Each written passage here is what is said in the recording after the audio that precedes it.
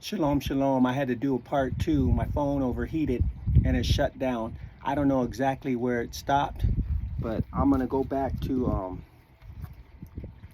Proverbs 23. It says, "For the command is a lamp, and Torah is a light." That is Psalms 119, verse 105, where I expound on, where it says that a light is a path and a lamp under my feet.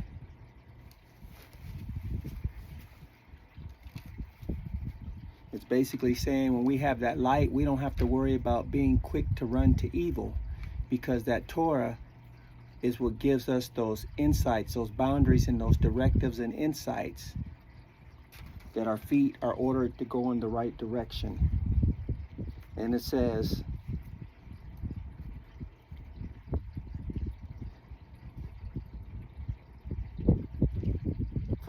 For the command is a lamp, and the Torah is a light, and reproofs of discipline, a way of life. So we know that Torah is life. It says to guard you against evil women. Now, you could look at this too as a metaphor, as evil women. It talks about silly women in the scriptures and leading men captive in a way. But you also could look at this as the harlot. It talks about the harlot, what they use in the Catholic, we've been taught in Adventism that they're the mother of all churches, the whore, the great whore. And that was another thing that came to me. If that is the mother of all churches, maybe we don't need to belong to a church. Just a provoking thought. See, these are things that started registering. And then when I realized the word church comes from Circe, and Circe was a goddess, we were never called to be from a church. We are the Mikra. We are the set apart ones. We are the called out ones. Some people like to use the term Qahal. Synagogue is another no-no.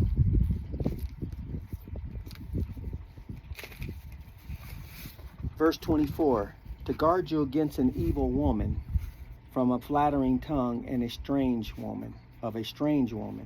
So see, a lot of times you can go into these congregations and you hear these preachers and they speak a good word and they got a lot of,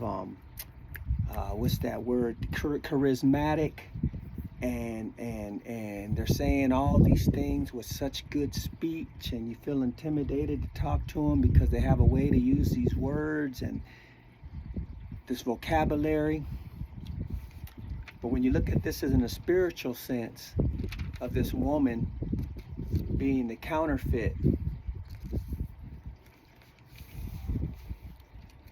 then you can get a great understanding that this could be church doctrines, or it could be doctrines of demons and devils and principalities and powers and rulers of darkness in various different types of religion.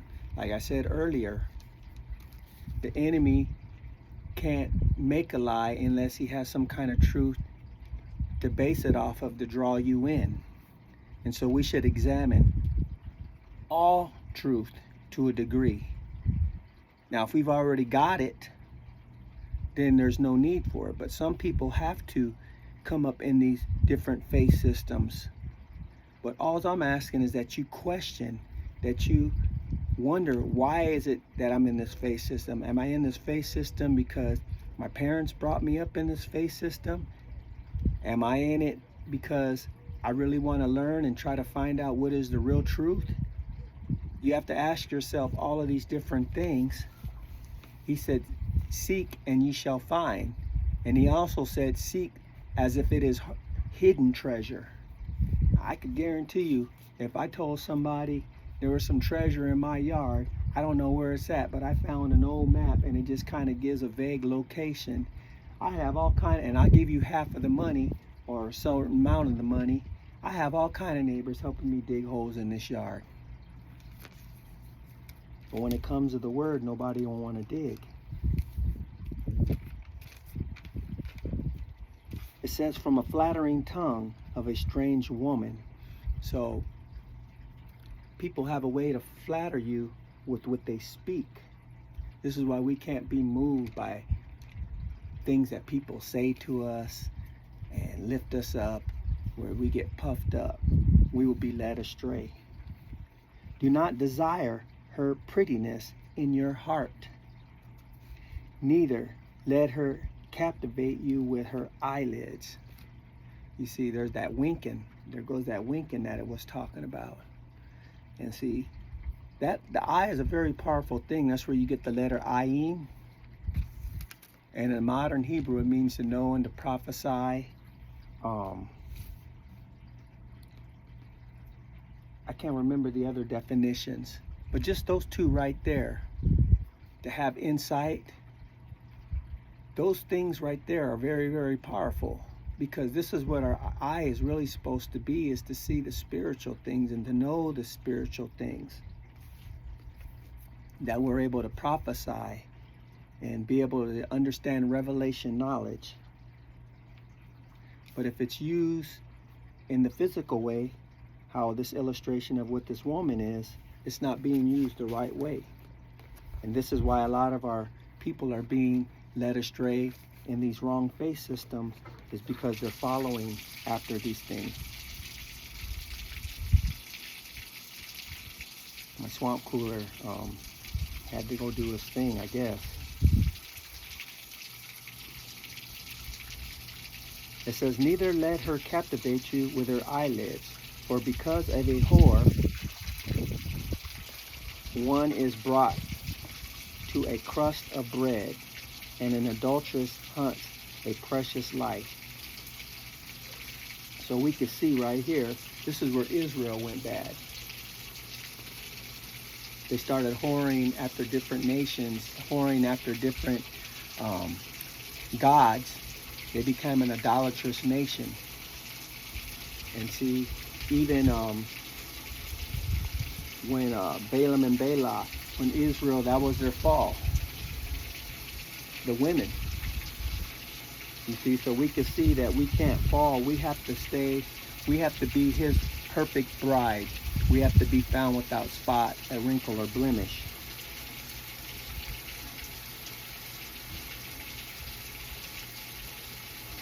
It says, 27, would a man take fire to his bosom and his garments not be burned? Would a man walk on hot coals and his feet not be scorched? So is he that goes into his neighbor's wife. None who touches her goes unpunished. So see, when you look at this in the spiritual way, those who are practicing idolatry, those who are committing adultery with the other gods of the nations, he's not having it. You will be punished. You won't go unpunished. Verse 30. They do not despise a thief if he steals to satisfy his appetite when he is starving. Yet if he is caught, he repays sevenfold. He gives all the wealth of his house. He who commits adultery with a woman lacks heart. And you could look at this, that you give all the wealth of your house. You're pretty much, this house right here, it's like selling your soul. It's like you're giving it all because you committed adultery with these other deities. You are sacrificing your house. You are selling this house for those things. That's how you can see it in a spiritual perspective. Let me read that again. It says, yet if he is caught, he repays sevenfold. He gives all the wealth of his house. He who commits adultery with a woman lacks heart. You lack Torah. And this woman can be the harlot in a spiritual sense. It says, he who does it destroys his own life. He finds smiting and shame, and his reproach is not to wipe away, for jealousy enrages a man. Didn't Yah say that he is a jealous Yah? And when we commit adultery with him, doesn't it make him mad? I remember reading scriptures where he says he burned at Israel. His nostrils were burning. For jealousy enrages a man, and he does not spare in the day of vengeance. He does not regard any ransom. So see, there's no ransom for us. If we don't repent and we don't come back to the Torah and the mitzvot and his commandments, then there's no hope for us. There's no ransom.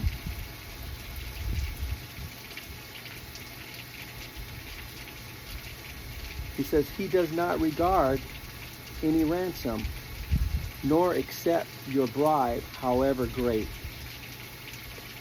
So you can come with all the money you have, you can come with, you did this, you come, bottom line, it all comes down to this.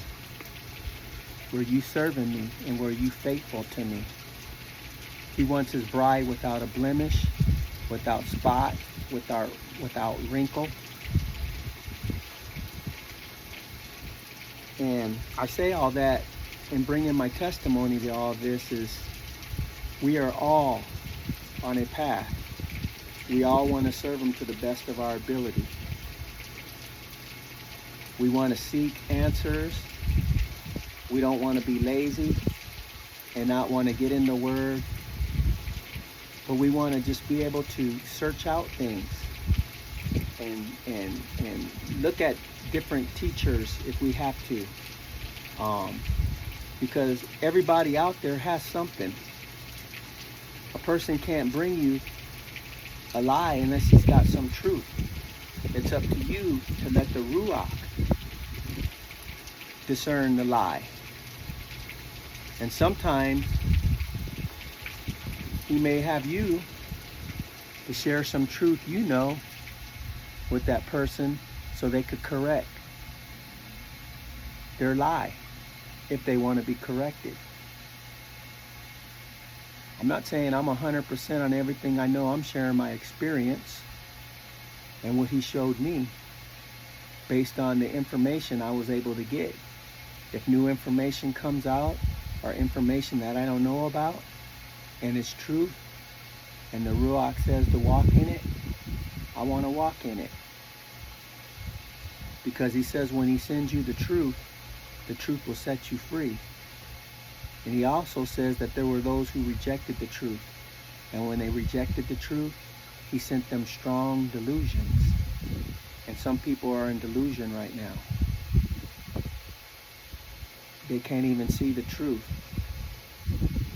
You can beat them and beat them and beat them with the truth, and they just don't see it because they have a reprobate mind. Father Yahweh, I give you the praise and the honor and esteem. O Yod-Heh-Wav-Heh, you are the righteous King. You are the one that has created us, and you created us that we would serve you. I pray that you will just be with each and every one who hears this word, Father. I pray that you will touch them. I pray that you will provoke their thought in a good way. I pray that you would do a work in my life and in their life. We know that you can do anything. And so we put our trust in you. You are Al-Atah. You are the first and the last. You are the beginning and the end. So I pray that this word moves forth. It will do what it's sent out to do. I thank you for my lifestyle that you have given me. I thank you for the words of encouragement that you give me each and every day to move on, and the breath in my body to be a mouthpiece for the airwaves on this YouTube channel. I say, Amen, Yahushua, Amen. Amen. I give him the praise and the honor and esteem. I pray that you all share, like, and subscribe. I'm sorry about the phone overheating. I hope it caught everything. And I just pray that you stay strong. No matter what faith system that you're in, I'm asking that you challenge yourself and you seek truth. I know there's various people that are in congregations that they know more than what they're taught. I was one of them at one time, and sometimes you are there to stay for a little while, to continue to give people who don't have what you have, to instill it in them. But it's coming a time where you're going to have to leave,